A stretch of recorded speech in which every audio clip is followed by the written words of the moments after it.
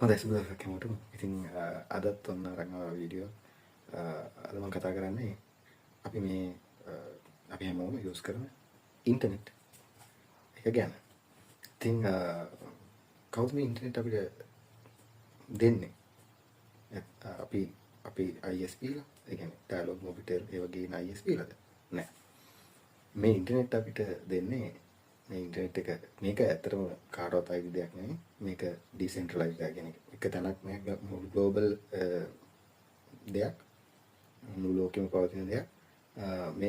මේකේ IP addresses, domain names ඒ වගේ දේවල් control කරන්නේ ICANN කියන organisation එක. ඒ organisation එකෙන් ඒක control කරනවා සහ IETF කියලා unit එකක් තියෙනවා.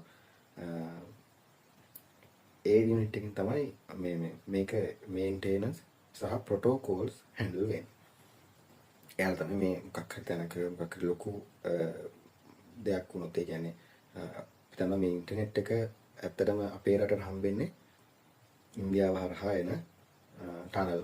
ඒතොරේ ටනල් වල ඩැමේජ් එකක් අපි නිකන් රිටු ටනල් වල ඩැමේජ් එකක් වුණොත් ඒ ඩැමේජ් එක හදන්නේ අර IETF කියන ෆෝස් එකෙන් තමයි. ඒගොල්ලෝ තමයි ඇවිල්ලා හදන්නේ. අපේ කාටවත් ගිහිල්ලා මේක ඇතුළේ ගිහිල්ලා මේවා මේ කේබල්ස් එලිමේට් කරලා හදන්න බෑ.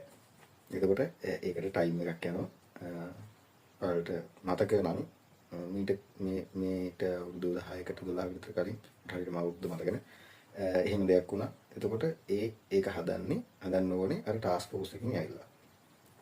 එතකොට මේ ෆැසිලිටි එක, මේ ඉන්ටර්නෙට් කියන ෆැසිලිටි එක මුළු ලෝකෙම තියෙන ගොඩක් කම්පැනිස් ගොඩක් නෙට්වර්ක්ස් එකට එකතු වෙලා හැදුච්ච දෙයක්.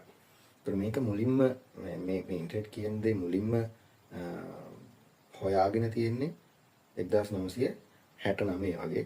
ඊට පස්සේ 1991 තමයි පබ්ලිකලි, කියන්නේ මිනිස්සුන්ට යූස් කරන්න පුළුවන් විදිහට මේක හැදිලා තියෙන්නේ. ඉතින් ඔයාලට තව දේවල් මේ ඉන්ටර්නෙට් ගැන නම් තව දේවල් ඔයගොල්ලන්ට සර්ච් කරලා ගන්න පුළුවන්. මම ඉදිරියේදී තවත් මේ වගේම විස්තර ඔයාලට අරගෙන එන්න බලාපොරොත්තු වෙනවා.